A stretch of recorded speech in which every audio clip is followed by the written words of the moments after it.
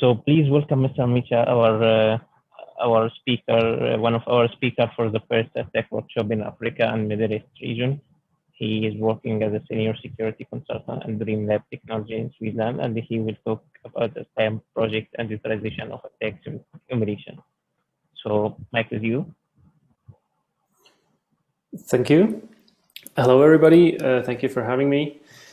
Yes, I would like to talk about two things. First of all, the SAPPAN-Project, which is this project about sharing and automation of privacy-preserving attack neutralization, which is quite a mouthful. I get into a little more details on what this actually means. And then the utilization of MITRE and the MITRE attack emulation plans within this project. A lot of this has already been said. My name is Mischa. I'm 34 years old. I have been working in IT security for about the last 10 years. So not since I've been 10 years old, but for the last 10 years in various roles, from analyst to project manager and penetration tester. Currently, I'm a pen tester and project manager for DreamLab Technologies in Switzerland. And I'm involved in the SAPPAN project as a coordinator for DreamLab. If you would like to get in touch with me, please use this email here below. The outline for my talk today, I would like to give a quick high-level overview on SAPPAN, what it actually is about, and then get into a little more details on what we used MITRE and the attack emulation plans in the context of SAPPAN.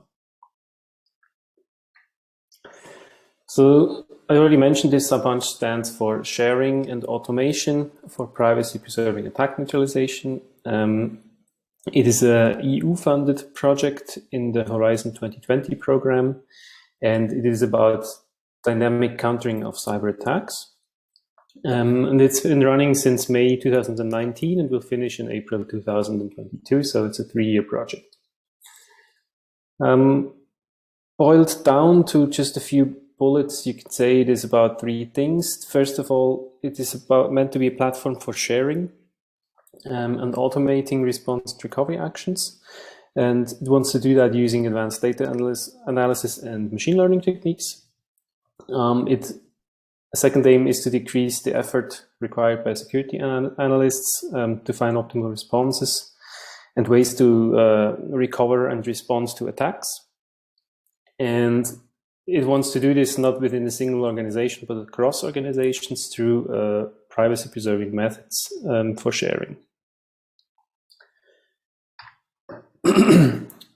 This is not done by DreamLab alone. This is a whole consortium mixed from academia and industrial partners. We have the Fraunhofer Institute for Technology, the University in Aachen and Stuttgart, as well as some industrial partners from HB, CESNET, F-Secure, and DreamLab. And the University of Brno in Czech Republic. There we go. So this is the promised high-level overview on SAPPAN. What is it about? I think the easiest way to explain this is by looking at how we currently use intrusion detection systems. So imagine a sample scenario where you have your networks monitored within individual organizations. You are monitoring for suspicious patterns, and these suspicious patterns, they trigger alerts. And these alerts, they can be resolved by response and recovery actions that you have defined in playbooks for certain detections that you're making in your network. And whenever there's a new threat emerging, new threats, they can always cause new patterns that you're looking for, and this is a repeating cycle. There are some common challenges in here in this IDS approach. First of all, there's the limited availability of processed data. For instance, SMEs, small, medium enterprises, they usually have less IDS capabilities because they lack the tools and the data and the personnel to get into this. It's difficult to identify attacks with new patterns. And you typically have many false positive alerts, which keep security analysts busy or even overwhelmed as they try to make sense of all the alerts. And then also data sharing amongst organizations could lead to privacy and confidentiality violations. All of this, and of course so much more, but all of this leads to long detection times in the real world. So we know that about 2/3 of all cases that get detected take more than 5 hours. That was the case at least in 2017. And for about 20% of all cases, the detection takes actually more than 1 month. And the idea basically of SAPPAN is that if you find a way to share detection models and actionable response and recovery information between different companies, and doing so in a way that preserves the privacy of the individual participants in this construct, then you should be able to decrease these detection times drastically. So that's basically, in a nutshell, what we are trying to do in SAPPAN. Now, how do we want to do this? I think that's best explained on this conceptual view. So we distinguish between local actions on the left side and global actions on the right side. So the idea is that you have the single organizations, which we call a local entity, and then you have a global construct that's made of all the connected organizations. And on the left side, you have this typical response and recovery process where you collect first cybersecurity data, logs, flows, forensics data, and what have you. Then you do some sort of detections on these events, on these data. You get events out of there. You assess these events. And for some of them, you might create incidents. And then once you have incidents, you handle these incidents and close them. And throughout of this process here, you can have a sharing of information with other participants or with the global instance of SAPPAN, where you can either share raw data for detection, or you can share data detection mechanisms. And in response from the platform or from the central entity, you get back information on how to detect threats. And then the same pattern repeats itself again in when you're dealing with incidents. So you can share your assessment approach. You will get back best practices, and in the end, you might share your handling model for a certain incident again. To make this a little less abstract, we can also look at the architecture of the whole system. Again, you have on the lower part, you have the local level, so the level of the individual organization. And then in the upper part, you have the global level or the level of the sharing system of, or the sharing platform of SAPPAN. So you may have several organizations, of course, in this whole construct, but if you're looking just at two to explain how we think of it or how we want it to work, you have an organization A where you have a security operations center, for instance, and that has an agent. And in this security operations center, you will install a component from SAPPAN that's called the intelligence provider. And the idea of this intelligence provider is that it analyzes and sanitizes data and then sends it to the sharing system. So the job of this part here is to collect and share data, and doing so in a privacy preserving way. This data can then be queried or shared with another organization B. This has two more components. One is a filter manager, where you're filtering what you're actually getting. And the other one is the intelligence consumer. And the job of this intelligence consumer is to retrieve intelligence from the sharing system and then make it available to local detection and response systems in the organization B. So that could again be a CM system, that can be other tools that the organization B has in their security operations center. And the idea here is that you use the detection system and your response capabilities based on the intelligence you get from the SAPPAN platform. And the whole thing actually reminds you very strongly of MISP, at least from the architecture, and that's what we are actually going to use under the hood. So this whole thing will be based on MISP, but the magic, of course, happens in these intelligence provider and consumer components, as well as on the global sharing platform. Where are we now? We are in month 27, so July 21 is month 27 of 36 months, so of the overall 3 years. We have a framework for machine-readable playbooks where you can describe response recovery information. We are about to sync this up with already existing standards like Cacao. It's currently being developed. We have done and are still doing lots of research on local detection methods. We have a few use cases. One of them revolves around detection of algorithmically generated domains. So this is the first point here, this DGA detection. Second one is classification of phishing URLs. If you're receiving emails that contain suspiciously looking URLs, then there's a thing about host and application profiling based on network and endpoint data. So this is more about anomaly detection based on this kind of data, wherever you just look at your whole network and your whole organization and you're trying to find anomalies and deviations from the norm. Most of this is done by using deep neural nets that is trained, of course, on training data. And for all of this, you also need test data. And I'll get into that in a minute. Then we've also done research on the automation of playbooks. We're going to do more research on that. The idea would be to automate as much as you can from carrying out of these response and remediation actions that you've defined in the playbook.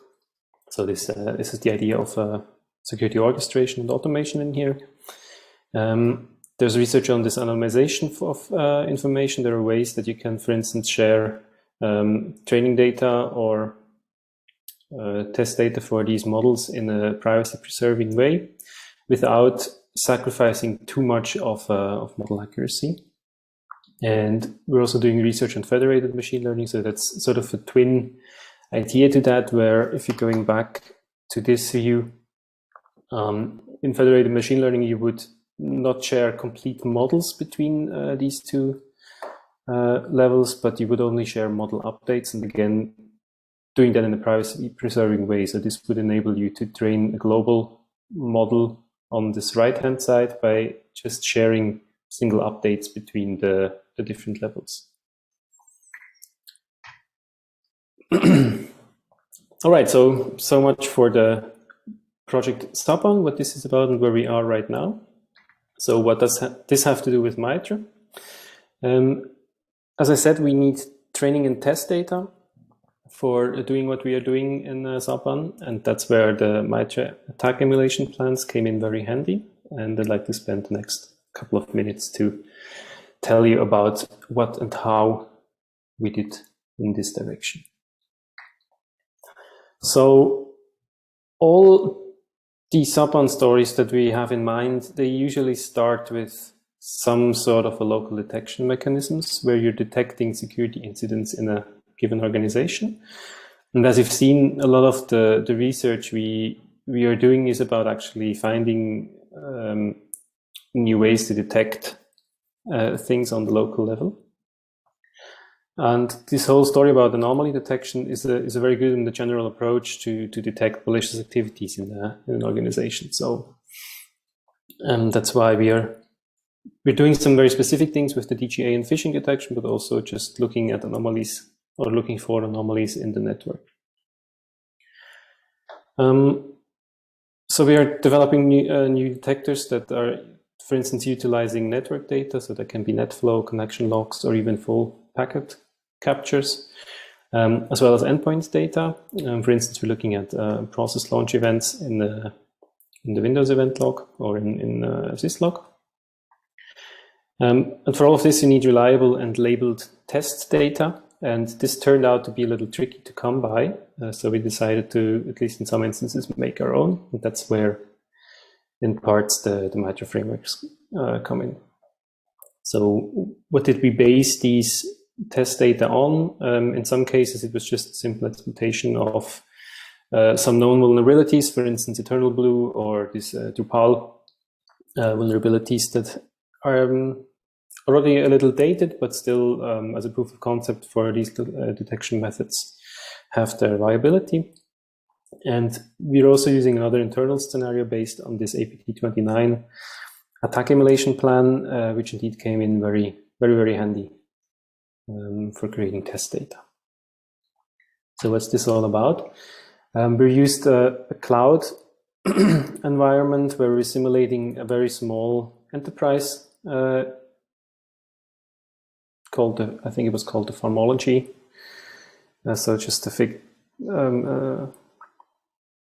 fantasy enterprise. There's an attacker machine separated by a firewall, and then some internal machines. I guess you would say they can be in a demilitarized zone, but it doesn't really matter because the attack doesn't really start on this first workstation machine here.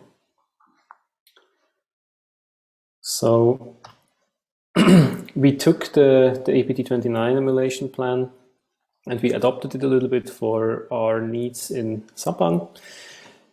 First of all, we only utilized the first scenario. There are two scenarios described in this emulation plan. We used the first one. We switched from Puppy rat that was used in this first scenario in the plan to POSH Z2, which is very similar, just another command and control framework. I think it even is also mentioned in the emulation plan. And we're also making use of some living off the land binaries to avoid detection. So we're using or abusing RoundDLL32 and this runtime broker executable on the attacked systems. The actual scenario that we played out is this one. I have the references to the single MITRE techniques from the MITRE tactics in the parentheses, and we are starting with an initial breach of this workstation 1 just by a user executing malicious executable.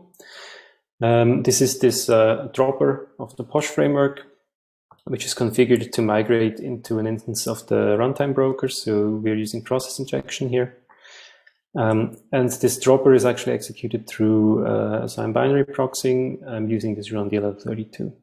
So here we are simulating somewhat of a sophisticated phishing payload that the user would activate without knowing or without realizing what's actually happening. This was the main reason I think that we were using the POSH instead of Puppy, because POSH has a way to rotate communications for its beaconing. So we can provide a list of predefined URLs, and then POSH will rotate through these URLs for its communication, making it much harder to detect. Once we have a working command and control connection with this workstation 1, we collect interesting files. So this is this smash and grab idea. You just break in and grab everything you can, and then you run away. We exfiltrate this collected data through the same command and control channel. Then we enumerate additional machines by querying the Active Directory. So there is if you look at the topology again, there is a domain controller down here, which at the same time also serves as a DNS server. And by querying this Active Directory here, we find the second workstation, or code execution on the second workstation through PowerShell, and download and execute the POSH payload again on the second workstation. And then this whole process of communication rotation, collection of files, exfiltration repeats itself until we, in the end, finally finish the whole experiment by killing all implants and ending what we are doing. So in summary, these were the MITRE attack tactics that have been used in this scenario. Again, the same information but visualized in the MITRE matrix, which again is a very nice way to visualize things and keep the overview of what you're actually doing. And we have a couple of takeaways from this red team experiment that we've done based on this emulation plan. So we learned that we can actually really use this emulation plan, at least as a technically enough competent reader to simulate realistic attacks. So I'm saying this because for you it's probably obvious or self-evident, but for us it was the first time using this emulation plan, and they turned out to be really easy to work with. So they also help their purpose very much for two reasons. They describe very well what happens in a given scenario, but they also leave enough room for customization, and because of that, they are very easily and efficiently adoptable. The next step for this will be, if necessary, we are not quite sure yet, but we'll probably do more further red team experiments, for instance, compromising the Active Directory that you've seen in the topology. We're going to use the data that was gathered in this experiment for testing and training these local detectors I've mentioned before. So during the whole experiment that you've seen, we have been collecting data for once here on the firewall, and second, also on the workstations, they had an agent running that collects host data, process launches, and so on. And we also keep experimenting with the automation of the remediation of such attacks based on this data that we've collected. So yeah, that's what we are doing in SAPPAN so far, and what we have used this MITRE emulation plan for. And I'm hoping that you find this all very, very interesting, and I'm aware that I only shared a glimpse of what we are actually doing. If you're interested to see more or hear more about this, I have a recommendation or something I would like to ask you. If you would like to get involved and learn more about this, there is an end user committee that we are currently looking for members. What does this mean? We'd like your help with participating in some interviews after some demonstrations we are going to do of the project results. And we would, after this demonstration, we would ask you to fill out a survey, 2 surveys actually, where you assess the validity and how much you think you might benefit or you would benefit from the results developed in the project. This will all take not that much time. It will probably be 2 surveys plus 1 demonstration, about 2 hours each, so about 6 hours in total. You can expect some things in return. We can't pay you, but we can provide you with early access to results. So this is research. We can also provide you with early access to implementations if they're open source, for instance, these detectors I've been talking about. And you can also get access to new detectors, even if they are closed source, which is not the case as far as I know. So if you're interested in this, please hit me up using this email address below. I think it is a nice opportunity to learn more about the whole project and maybe even get your hands dirty a little bit yourself. And with that being said, I think I'm at the end of my talk. I thank you very much for your attention and your interest, and I hope to hear from at least a few of you on my email address. Enjoy the rest of your weekend and the conference, and speak to you soon. Thank you.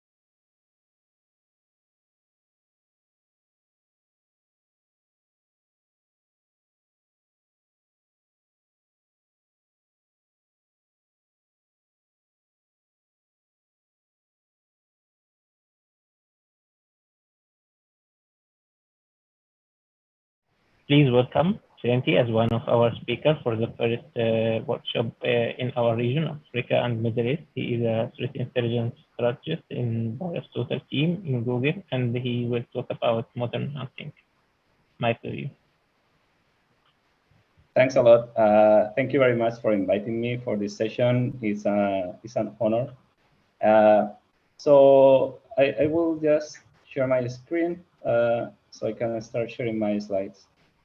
All right, so today we want to talk a little bit about threat hunting. What I want to do during this session, I will show you and I will discuss with you some ideas, some techniques that we should be using as threat hunters. And at the same time, we will do some demos. We will try to do this in a more realistic way. So I hope this will be interesting. So let's get it started. First of all, as Angat introduced me, I'm Vicente Diaz. I'm from Aristotle team inside of Google. And in case that you're not familiar with Aristotle, is basically a threat intelligence platform where you can find more than 15, 16 years of malware from millions of users all around the world. So this information is really relevant in order for us to be able to take a decision in terms of threat intelligence, and especially in terms of threat hunting. This is a platform that will allow us to do all of our threat hunting in one single place in order to detect and to monitor any malicious activity.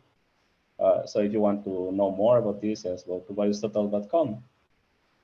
All right, so let's start why we need threat hunting and what is it.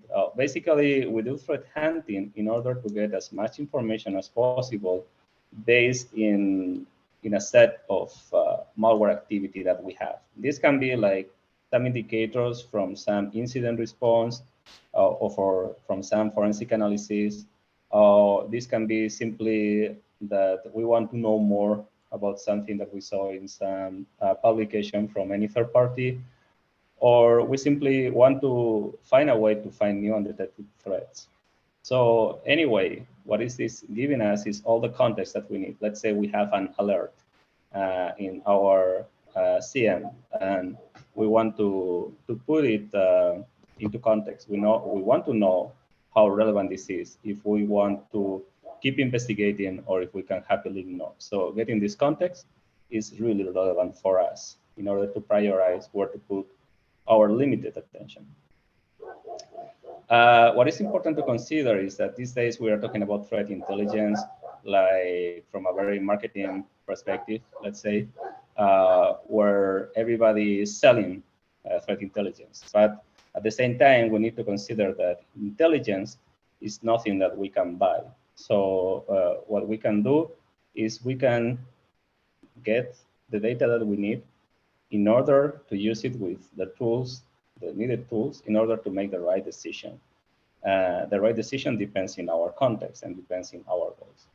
So some of the things that we need to consider as threat intel analysts is, first of all, that the more data we have is not necessarily the better. We need to have relevant data. And at some point, if we have too much of this data, this can be a problem. This is noise, and this is very expensive and really difficult to work with. Second thing is that we all have partial visibility, and this is really relevant because sometimes, well, different vendors have like different alias for actors, or they see one part of what is happening, but nobody knows like the full extent of a campaign. So sometimes we are discarding something like, hey, this is only affecting this country, but we don't have full visibility.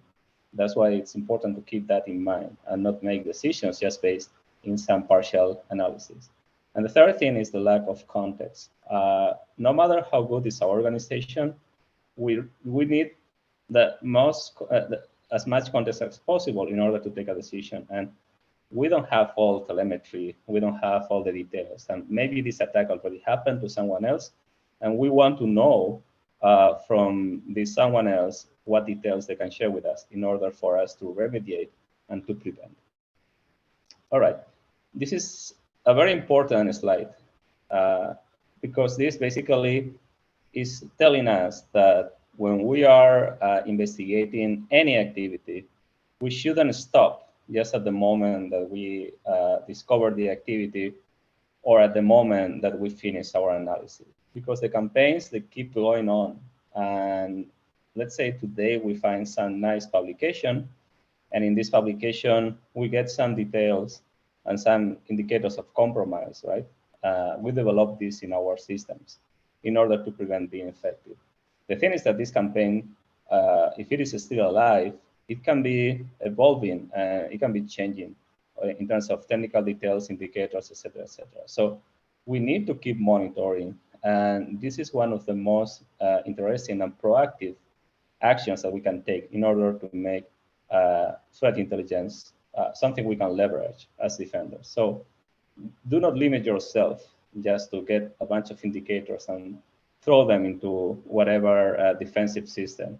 My recommendation is to do, in this case, this hunting, but to keep doing the hunting during all the process. So basically, you keep monitoring any new activity, and if something new happens, you will be ready. So this is another aspect of monitoring, of threat hunting.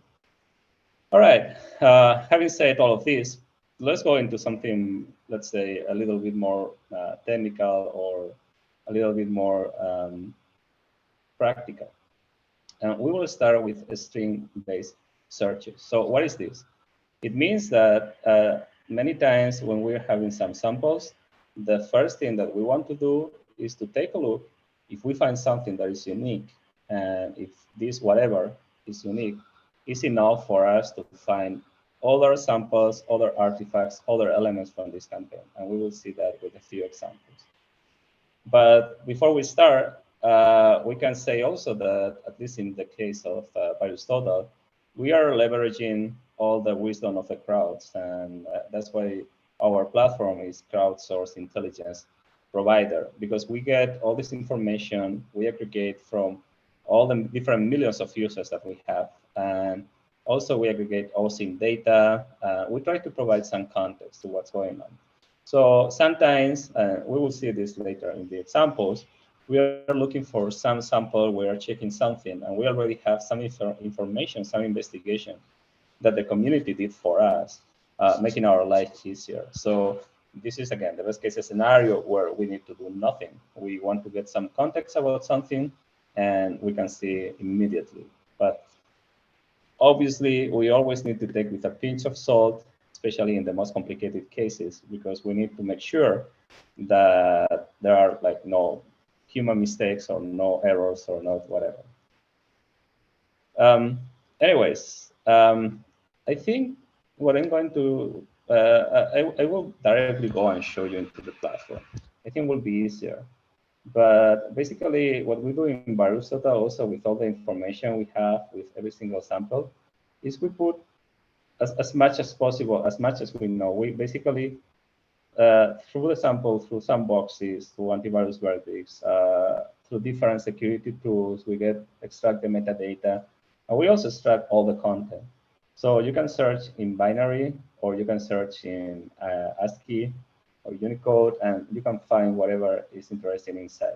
And I want to show you some example where this is something we can do. And actually, this is something I was doing this morning, because I was checking about some research from our colleagues from Palo Alto. And in this research, which is about this ransomware, it's called Mespinosa. Maybe you heard about it. It's pretty big operation for the last year or so. So I will directly go into the indicators of compromise, because I'm interested in Mespinosa ransomware samples. And I want to show you some of the things we can do with that. So you can see here at the end, we have a couple of samples from Mespinosa, which is enough. So I will simply copy these two hashes, and I will search in VirusTotal. So the first thing is that we already see that this is belonging to this collection by Nopedia, this Mespinosa collection. So we already have some contextual information. As we were discussing, there are already some crowdsource, there are rules that are saying that, yeah, this is Mespinosa, or this PISA, which is another name for this ransomware. But it doesn't matter. I mean, this is what we were discussing before about the context. We don't really need to do much here to understand what this is, right? But what I wanted to show you, we were talking about content, and content is what is inside of the malware.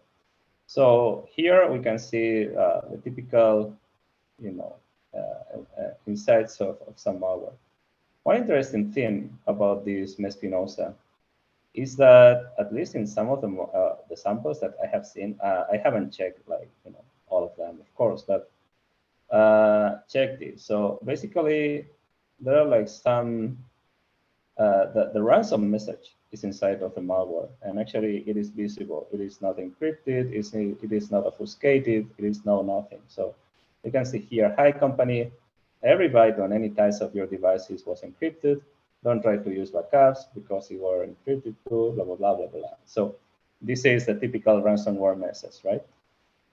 Back to what we wanted to explain here is that inside of Aristotle, we can use this content modifier for absolutely anything. So if we see something like that, this is a very good place to start, because this is pretty unique.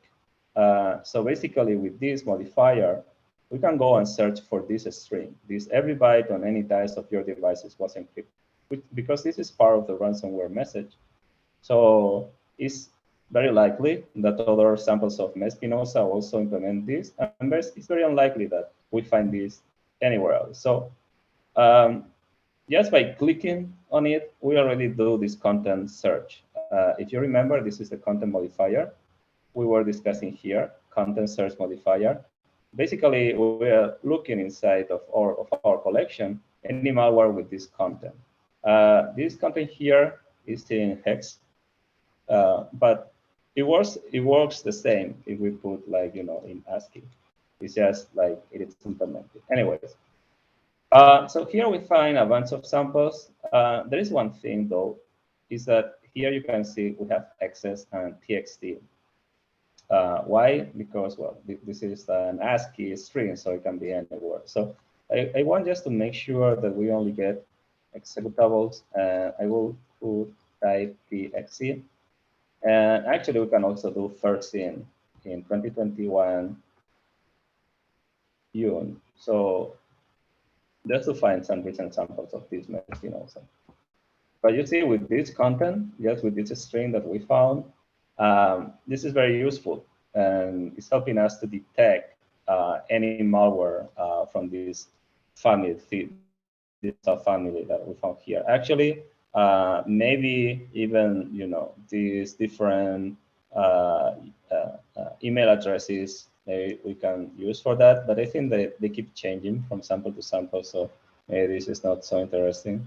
Okay, let's give it a bit of time, because all the content related when you put more modifiers is a bit slow. Oh, sorry, we got here the details. So we got 4 samples for this Mespinosa collection. And again, we are basically just searching for one string. The thing is that in this case, it's a good string. And how we know if this is Mespinosa or not? Well, they look like, right? They have the same size, more or less. They were first seen, well, around the same time. And actually, we can check the same YARA rules. This Mespinosa are also firing here. And even inside of the verdicts, we see Mespinosa. So it looks like they are related. So this is basically how this content search modifier works. That's why I was saying that probably it's easier just to show with one example. If you're interested, how is this working inside? Well, basically, this is this index of every 32-bit substrings inside all the samples that we have. And as it says here, this is great for prototyping retro hands. We will go into hands and retro hands and things like that later. But this is true, because you can find something that you suspect, like we were suspecting, hey, maybe this string is good for doing some search, which according to the results, it looks like. So we can consider using a YARA rule using this string. So in case that we are not sure, we can quickly search and see what we get. So another good example is about PDBs. In this case, you can see here in this sample, for whatever reason, when they compile the project, well, you know that you have some meta information. So here you have the PDB where it was stored. And usually this path, this local path is quite unique. So in case that you have some more polymorphic samples, for instance, or you are like creating all your malware in the same place, well, these kind of things are very, very useful. So this is another great example how we can use this for finding more malware. I think this is from TrickyBot or something like that. What else we can use? For instance, encryption keys or some commands from some malware that they are unique and things like that. Also, in some occasions, metadata. So all these kind of strings are really useful for us to find like more stuff related, not necessarily exactly the same, but related. So these kind of clues are great when you start some investigation.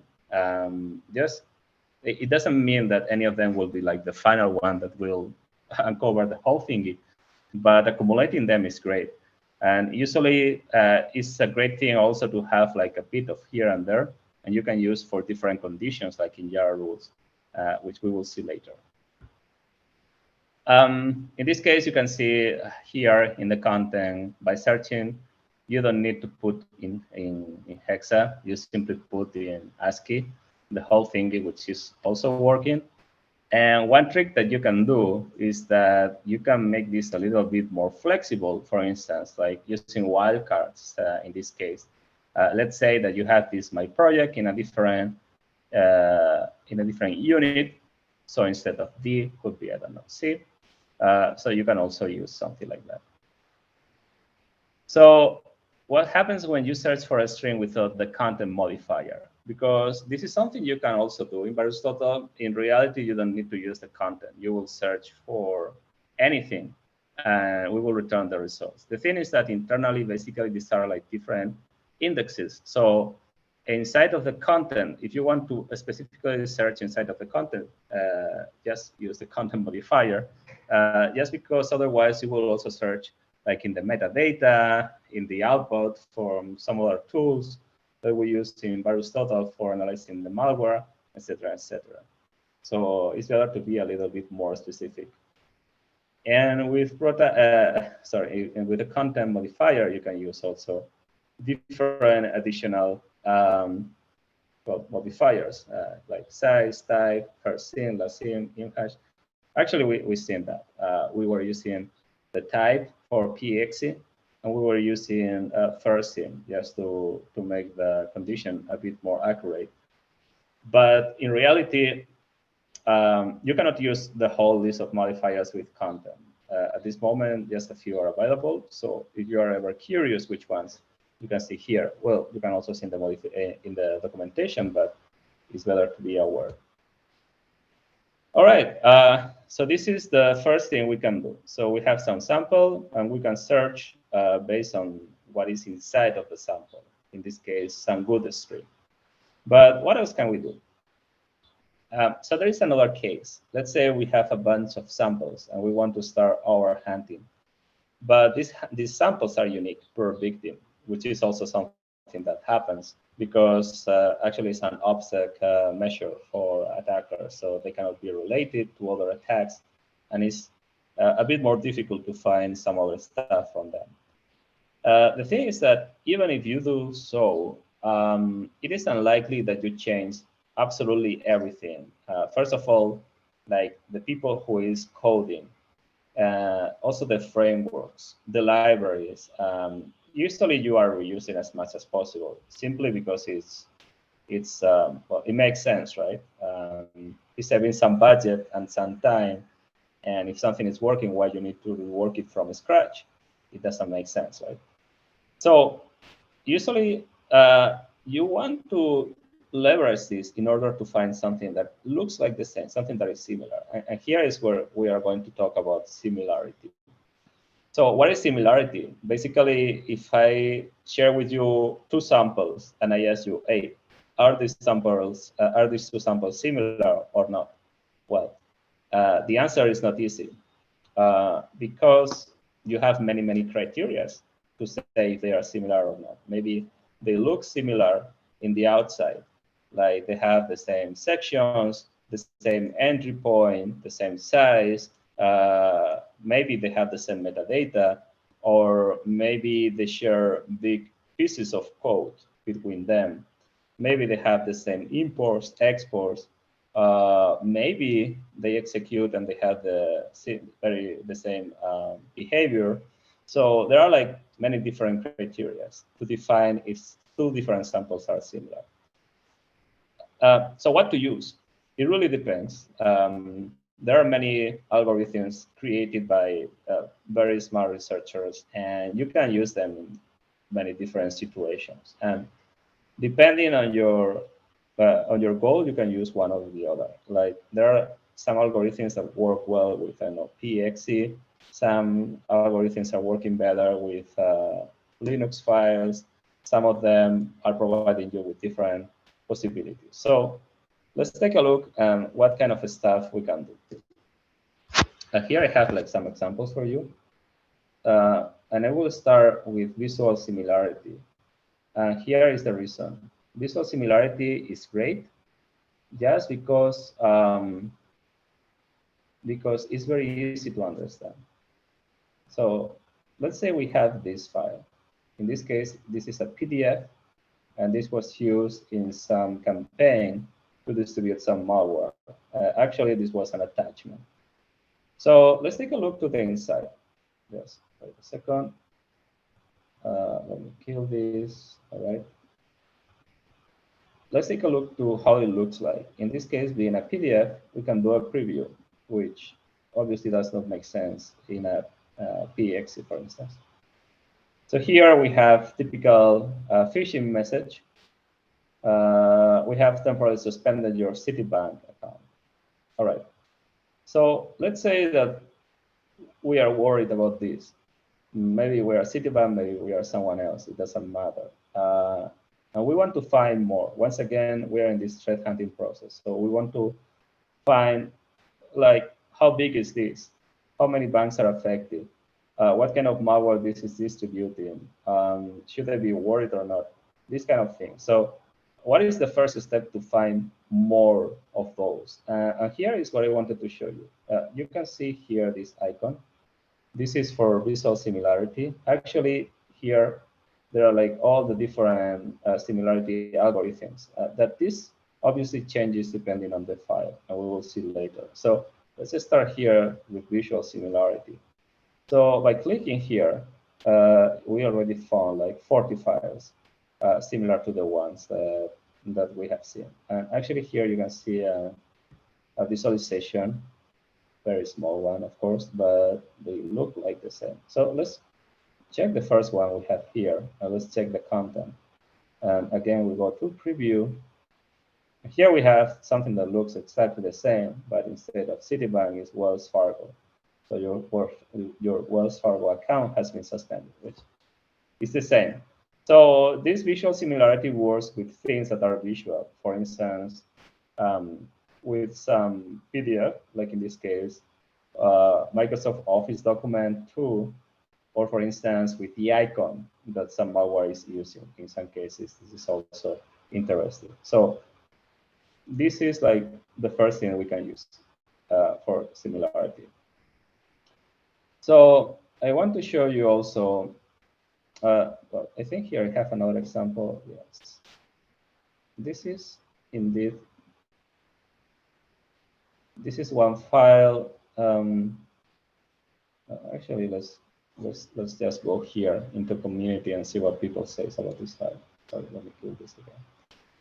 And here we can see this malware is tagged as Adversary.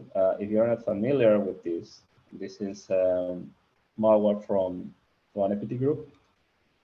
Actually, this Adversary, well, actually there is here like a full explanation, I think, from some alert. Implant to target victims in Eastern Europe and Central Asia. All right. So what we want to do here is to find maybe some similar files. And here I just want to show you, there is something we can do. We can search for all the different algorithms.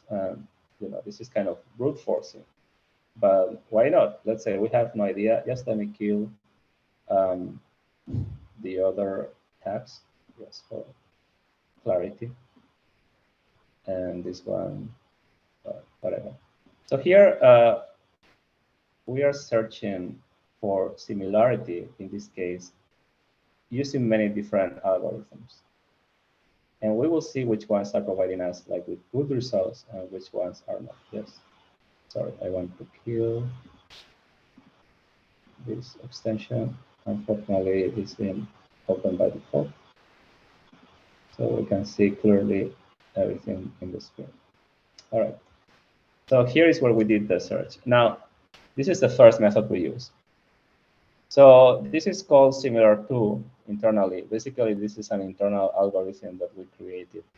And here, from the original file, which was this 0BE, and we can see here 0BE, obviously, you'll find it similar to itself. We have a couple of more files. And here you can see the size is the same. And actually, first seen is around the same date. Actually, this one is first seen almost immediately at the same time. So if we take a look here, let's see if we are liking community. Yeah, there we go. We have another reference to Adversary. It doesn't mean if we don't find an external reference that is not related, obviously. This one, for instance, here we don't have any comment. So we don't know for sure if this is Adversary or not. We will need to check in more detail. But actually, we will need to take a second look. But we already found like a couple of more samples. This one is called similar to. We are trying to search something similar by code. In this case, this is finding nothing. This is our original sample, so we will kill it. And this is searching by imp hash. You know that all the samples, they have some imports. You create the hash with the imports. This it doesn't mean necessarily that they are the same by having the same in hash. One thing we can do is we can search here of properties that they have in common if we want. We can take a look. So all of them, they share the same in hash. And all of them have the same entry point, which is interesting. So well, we will need to take a look to all of them and see if they are related or not. In this case, this says Babar, like, but this one is the one we saw before that was Adversary. So some detections maybe are a bit misleading. This one is also Adversary. Oh, of course, this is the one we originally saw. Well, I don't want to waste all the time here with this. This is still hash, another algorithm finding much more SSD. This is very traditional. Everybody knows and loves or not this SSD. In this case, 72% similarity. I think maybe these two samples are the first ones we saw in the first one. B hash. This is interesting. B hash is behavior hash. So it means that inside of the sandbox, they behave the same. But maybe they are doing nothing. This is B hash with another sandbox. 8 million results, obviously interesting. B hash with another sample, 3.6. So behavioral hashes, you see they're a bit more tricky, depending on the sample. For some of them, may be better. This behavioral hash is much more accurate, but this ipconfig.exe, I'm pretty sure this is totally unrelated. And finally, another B hash. So all these behavioral hashes trying to detect what behaves like the same. But SSDeep is still hash, maybe too many samples. Imp hash, well, this is something to consider, maybe. Similar to definitely working well. So you see, we can use like different methods depending on what we want to achieve. All right, so I hope we got a clear idea of what we are doing with similarity. Actually, I have here a longer example, but I think we will skip just for the sake of going through the whole presentation. Obviously, we can limit this with this similar to. we can have like different modifiers in order to search for something a little bit more specific. Actually, this one was pretty nice. Just let me show you the final result. This is about TrickBot. And let's say we want to find like some network indicators. So from the whole similar tool, we can go to the ones that have behavior network. And this way, we can search for the infrastructure that they are using or they are using, if we want, for instance, just to develop some protection. But well, again, in terms of similarity, I hope more or less the idea is clear. So my recommendation about similarity will be use it, but you have seen that depending on the sample, we have better or worse results depending on the sample family. And you have seen like different algorithms, they are producing many different results. So always, of course, consider similarity, but feel free to discard. I mean, something similar to another sample, it doesn't mean that they are necessarily the same family. But when you have nothing else, this is great in order to find more artifacts and to find something that may be related. All right, so let's move on and let's check some related artifacts and infrastructure. And here, basically, there are like different methods we do this in VirusTotal, but obviously, if you want to use your own, you can use them as well. In different platforms, there are different ways to do that. But here, basically, we try to detonate in the sandbox, but also we check what is inside of the domain of the sample. So we try to find everything we can inside of the sample that looks like a domain, like an IP. We identify this. We also check whatever happened during dynamic analysis. And then we keep accumulating this information. So if we see that something is communicating with some IP domain, this is one way. But the other way around, we can also see if some domain is downloading something malicious, if it did in the past, if there is some IP used for distribution of malware, etc., etc. So this is making life easier when we are like finding some infrastructure related to any threat, because we see quickly what is the infrastructure. We see if there is anything else from that. So we can keep expanding the investigation pretty easily. For instance, in this case, this was detonated in the sandbox. So we see here this URL that was used by the attackers. There is another thing, though, that sometimes these URLs, you can see some pattern. Like here is totally random path that they are using, right?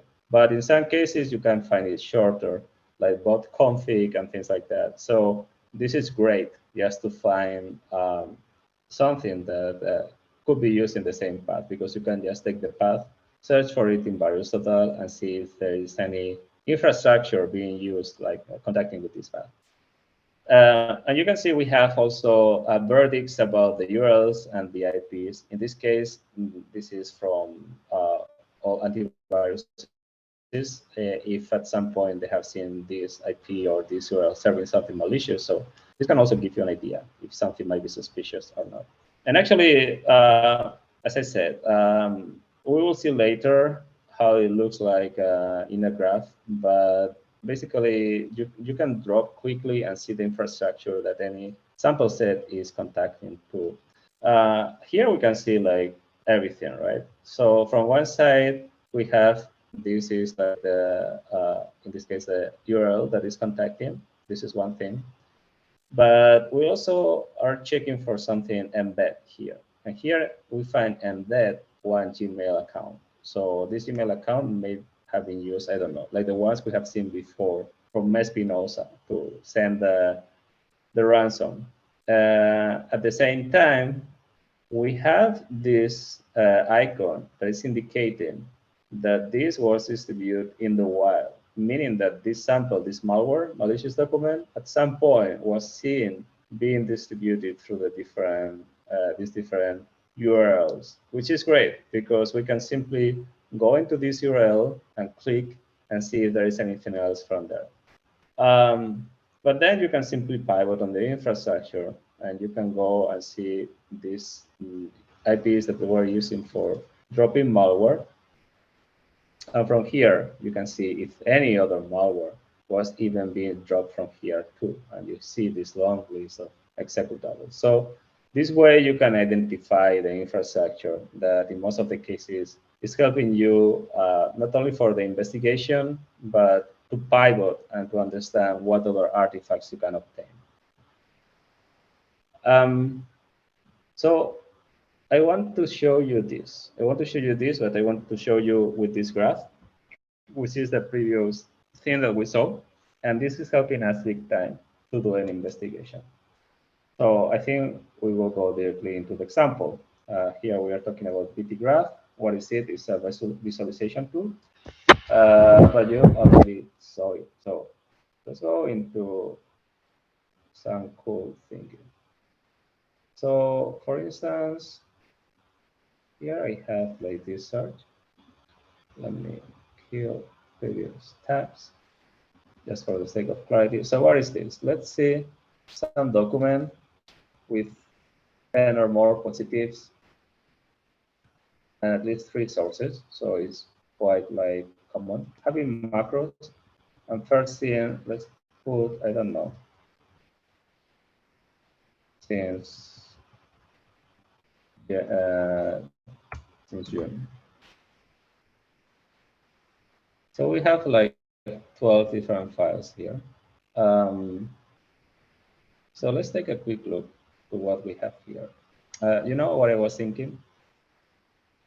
Let's do that. But I was thinking it will be cool to continue with the same example we watched, the one from Spinoza. So I will be opening this,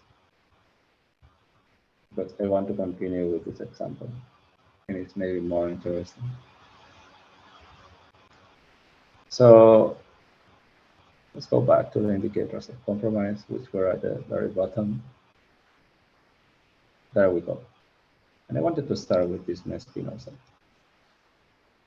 So yeah, we have here this nice graph from everything we found before. So just let me show you.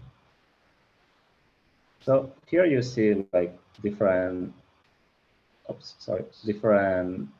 things. From one side, you see some of them, it says root node. Root node means that these are the ones we were obtaining. We just got from the search. And here you see like the communication, like these root nodes, they are communicating to these IPs from one side. Let me just try to separate a little bit so we can see a bit clearer.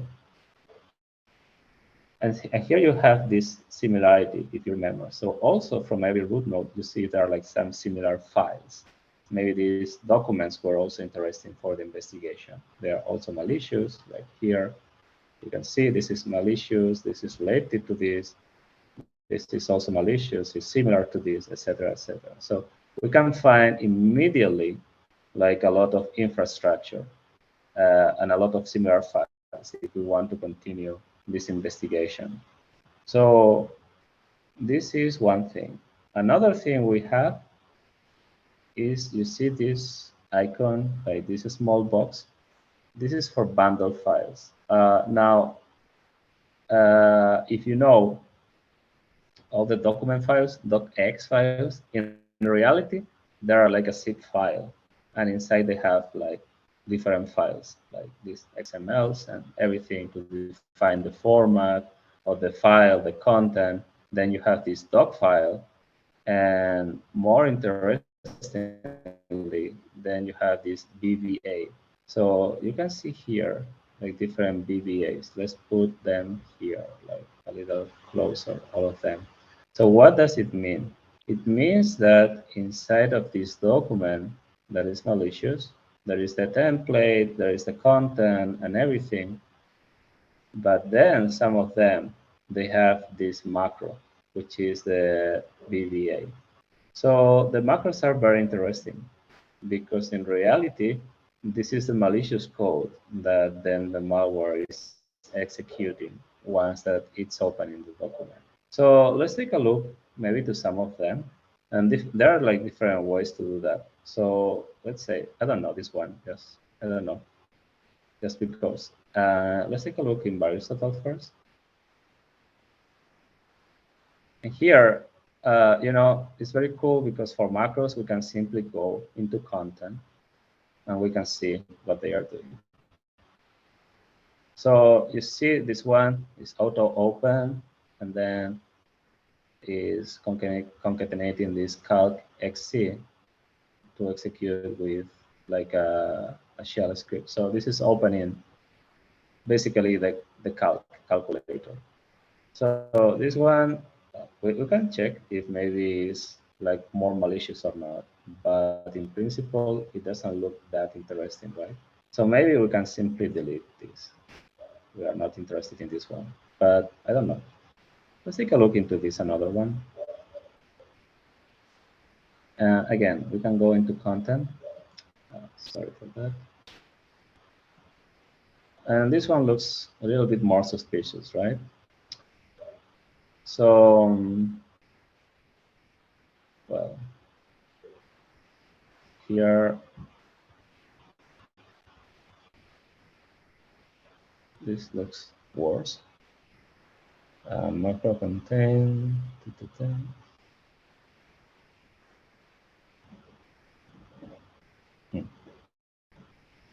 This one looks much more suspicious, but I wanted to see in more detail. Anyways, let's say we have this in our graphic and we want to further investigate. So what we can do is just double click and we will find all the relationships we have in VirusTotal. One of them is similar to, as you know. Another one are like the compressed parents. It means that this file, this VBA, can be found also in all these documents. So if we think this is malicious, here we have like many more documents to continue our investigation, which are not in the initial collection of the ones we found. And also we can find all these similar VBA files. It means that they look, we already discussed about similarity. And from here, we could continue the investigation. So you can see inside is the same. And from here, we can also check, like double click. And again, here we have another document that looks suspicious. And actually, one thing we can do is we can select all these documents and see what they have in common. So for instance, the author is like this strange thingy, creation date time, similar to them. All of them are writing files, opening files. Well, maybe from here we can go and use, for instance, this office author name to find inside of the metadata. So different possibilities. Let's take a look into this Mespinosa thingy, or just very quick. So let's kill these two. Let's kill this graph again. And let's do something similar to what we did. In this case, we are starting with only one sample, which we are going to open.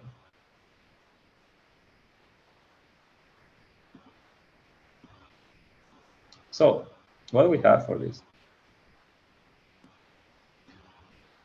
First of all,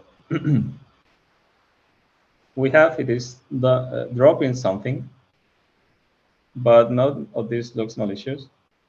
And well, to be honest, being a ransomware, I'm not surprised. And if you don't mind, I'm going to kill this. So here we have two things. This is the node we are investigating. From one side, we have a lot of similar nodes, which is great. So we can use this to continue our investigation. From the other, and this is very interesting, we find that it's embedded in two domains, Proton Mail and Onion Mail. Why is that? If you remember when we saw before the ransom message, well, actually we can check again, so no need to remember anything. But from the ransom message inside, the malware, they were asking, here you see, to send your data to onion mail and proton mail. So this would be an interesting indicator of compromise. So we can simply expand this relationship. All right. So in this case, finding nothing. All right. I'm curious about expanding from other files. So from other files, what we can see is the same, but in this case, well, similarities and everything, okay. But in this case, this one is only contacting proton mail, not onion mail as well.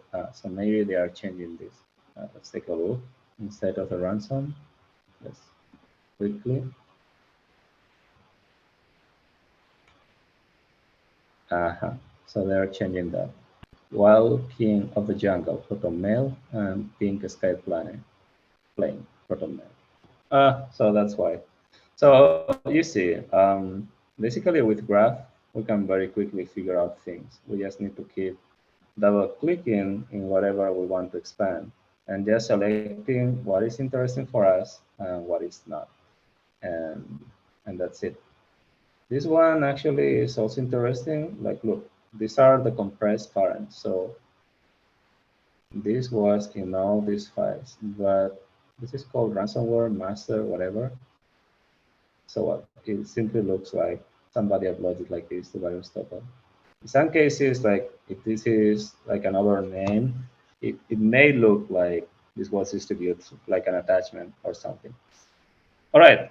Anyways, in terms of showing how graphs work, I think this is more or less, I hope this is more or less understandable. Basically, the idea is that sometimes, when you have a list of files, it's not the same than having something you can work with, like here, and you can move around things, and you can tag, and you can change names, and I don't know, you can see things like in a different way. So this way is making your life much easier as researchers in order to do some investigation. But well, this is my demo of graph. So let's move on a little bit. Just not to keep all the time. Oh, sorry. So next, I want to discuss a little bit about some tools for hunting. And in this case, the queen of tools, let's say, is Yara. If you're not familiar with Yara and you are interested in threat hunting, my recommendation is to please spend some time getting familiar with it, because this is one of the most flexible and useful tools for doing all kind of threat hunting and monitoring. So if you're not familiar with it, this is how a Yara rule looks like. Very quick. This is from NCSC from the UK, and in this case, they are describing some malware that they found. What you can do with Yara is you create rules, and these rules can be used for detection. Basically, think about this like a super grep. You're looking for something inside of a collection of malware, and you want to find which ones of these files are fulfilling the different conditions in your rule. So here you have some metadata with everything related to this rule. What is it? What hash it is based on? What is the reference? The family of the malware, etc. And then you have strings and conditions. So usually the condition is a combination of strings and some other stuff. But basically, you want to look for these strings inside of the malware. And then you do some logical decisions around this. So from one side, well, we want this to be executable. You want to check the headers. And you want .NET magic, basically meaning that this is a file in .NET. And then you want two of the other S conditions, which are these four. So basically, if you find two of those, and this is .NET, this rule will match. So if you are confident that this is enough for finding what you want, then you are good to go. The thing is that you can create rules that are not so specific, or you can create rules that are a little bit more flexible, just for the sake of finding something that you don't know. Actually, you can create a rule based on nothing, just based on your idea of what could be interesting to find, what kind of malware we are missing, or even you can find some file properties that do not match. Let's say inside of, if you go into your Windows, System32, and you see what is in there, you can search for similar files having like some differences. And this will be suspicious for sure. All right, so let's go here with some quick example. This one, I want to make it really, really quick. Let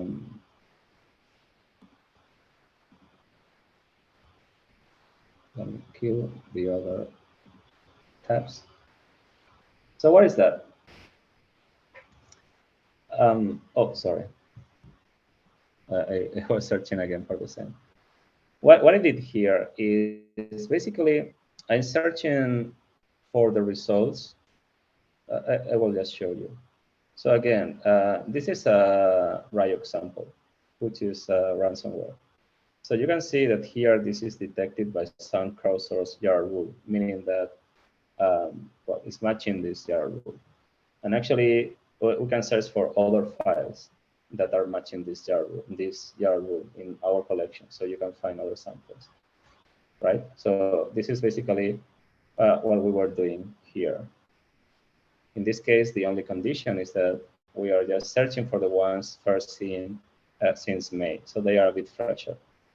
One thing we can do to start with is take a look to the jar rule.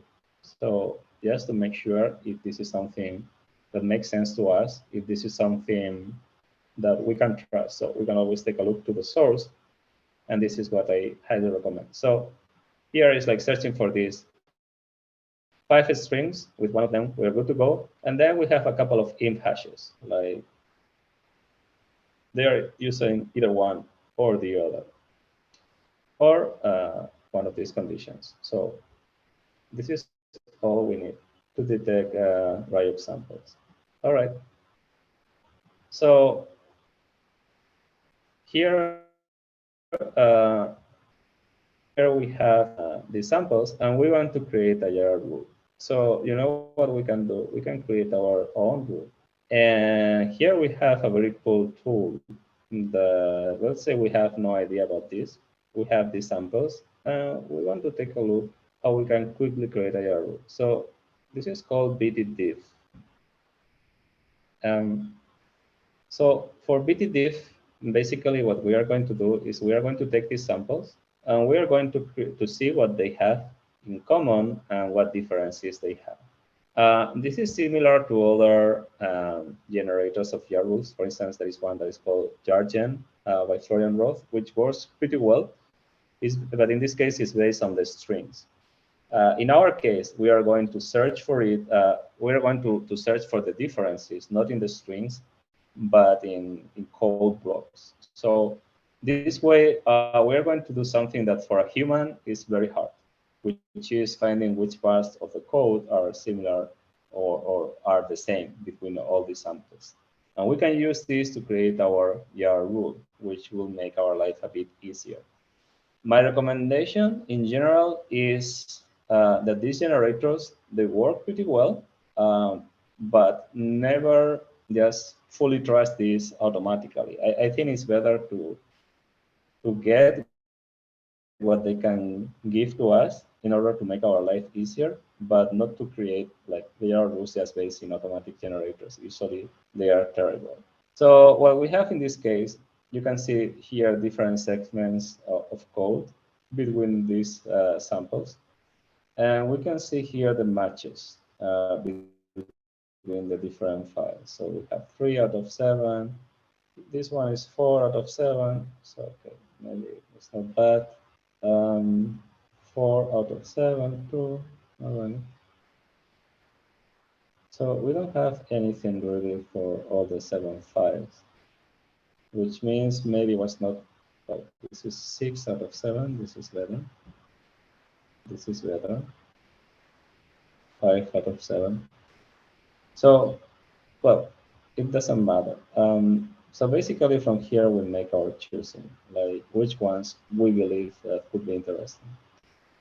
And from here, from here we can create a jar rule,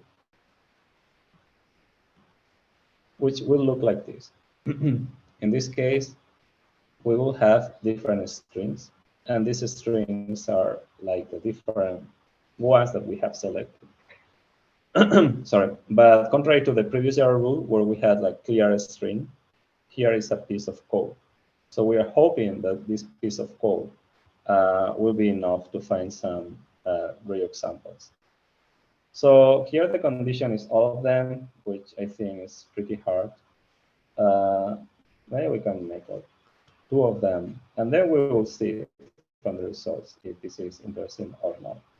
So basically with this, we can create the rule Yara from the, let's look that this is real. Yara from the, and oh, sorry, and we can put the name. And there we go. So we can use this rule for monitoring like anything new that comes to VirusTotal with this.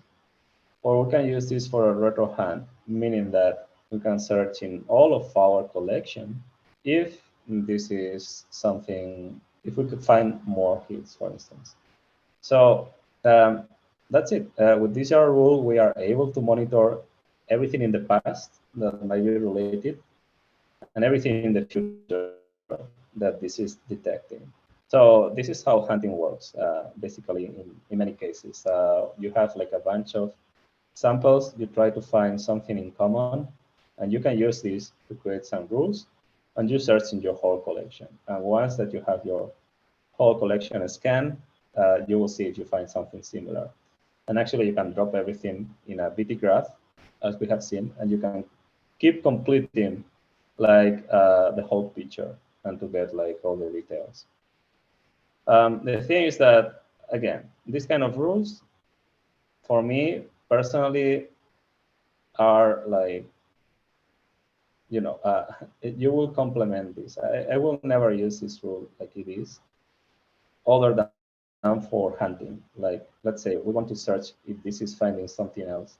But until I see that what is finding is more or less solid, I will polish it a bit, and maybe then we can use it. But it's great like for this first approach, because finding all of this without the help of some robot, like we did here, is almost impossible for a human being. All right, let's move on, because I just want to complete the presentation. So as we said, in this case, the difference is that Lighthand will simply search for anything that comes into VirusTotal. So if it is matching anything that is uploaded, you will get a notification. And RetroHand, you will simply execute against the whole collection and see if you find anything interesting.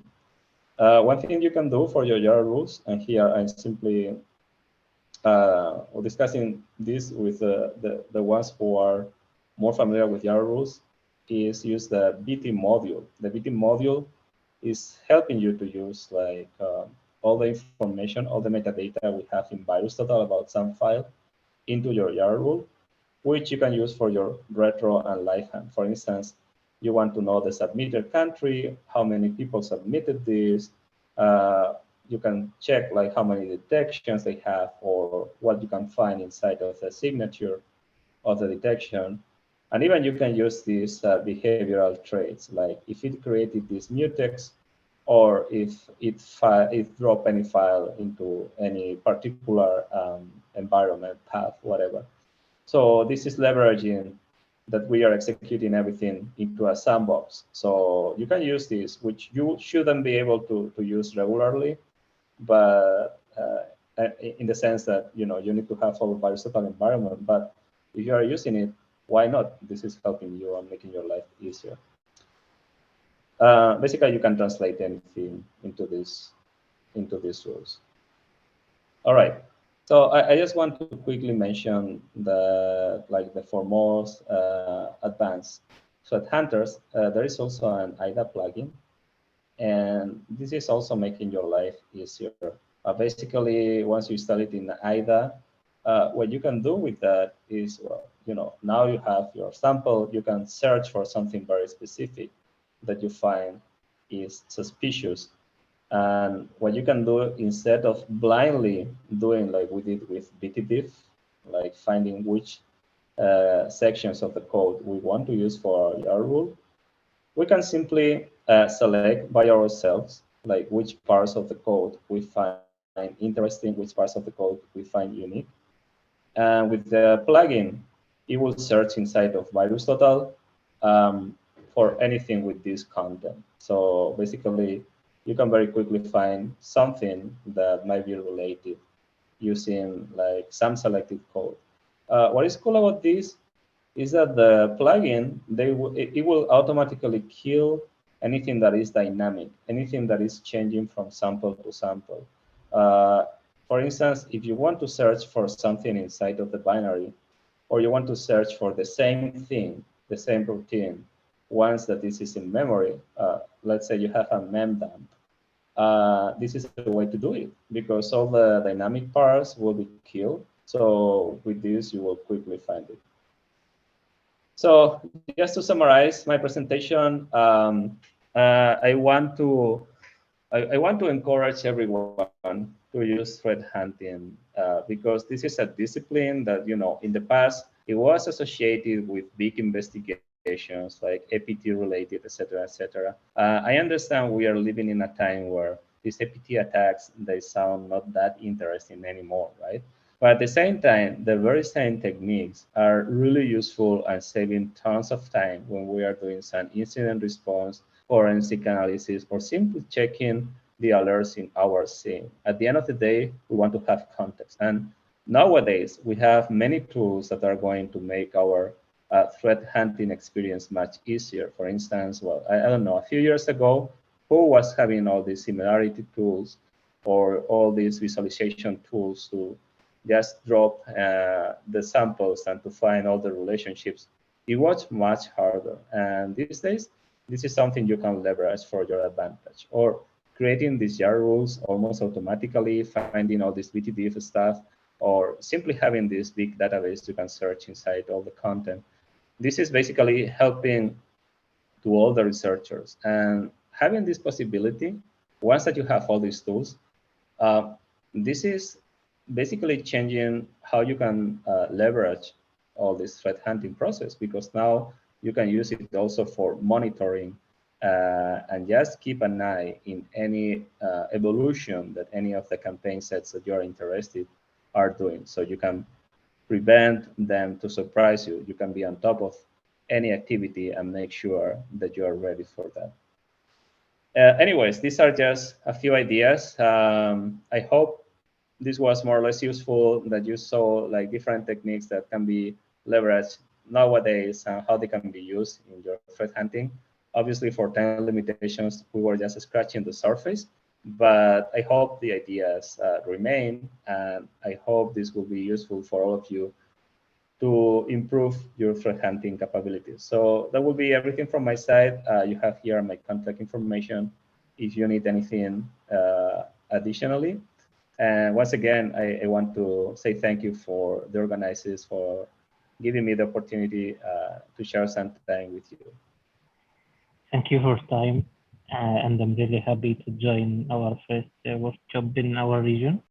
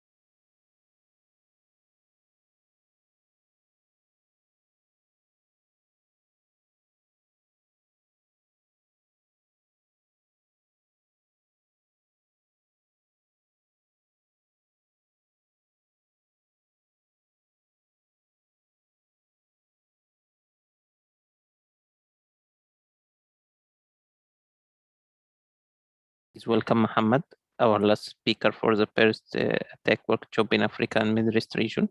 He's a cybersecurity consultant, and he will talk about red teaming adversary emulation using MITRE attacks, beginner's guide. Mike is you.